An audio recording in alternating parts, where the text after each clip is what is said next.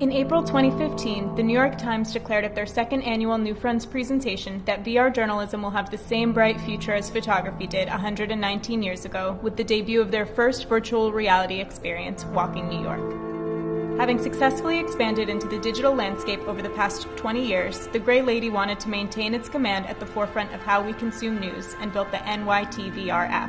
For the app's launch, the New York Times collaborated with our virtual reality creators once again to create the Displaced, a new virtual reality experience that places viewers directly inside the global refugee crisis. VR creator Imran Ismail and New York Times journalist Ben Solomon went to South Sudan, Ukraine, and Syria to follow 3 children as they navigate through the largest refugee crisis since World War II. By 2015, more than 60 million people worldwide have been driven from their homes by war and persecution, roughly half of whom are children. For the launch of the NYT VR app, the New York Times premiered The Displaced at a mass demo this last November in New York. The following Sunday, over 1 million subscribers received complimentary New York Times-branded Google Cardboards with their Sunday paper, giving them the opportunity to empathize and experience the devastation of the refugee crisis firsthand, an idea considered unattainable in journalism until the advent of VR.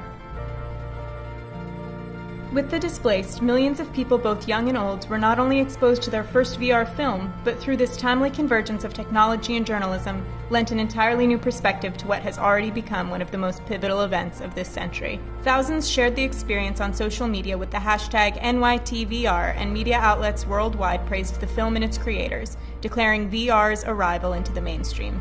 Within the first 3 days of its release, the NYTVR app had been downloaded more times than any other app in the publication's history. Less than 6 months later, the New York Times has now made VR a priority, changing the way we get our news for years to come.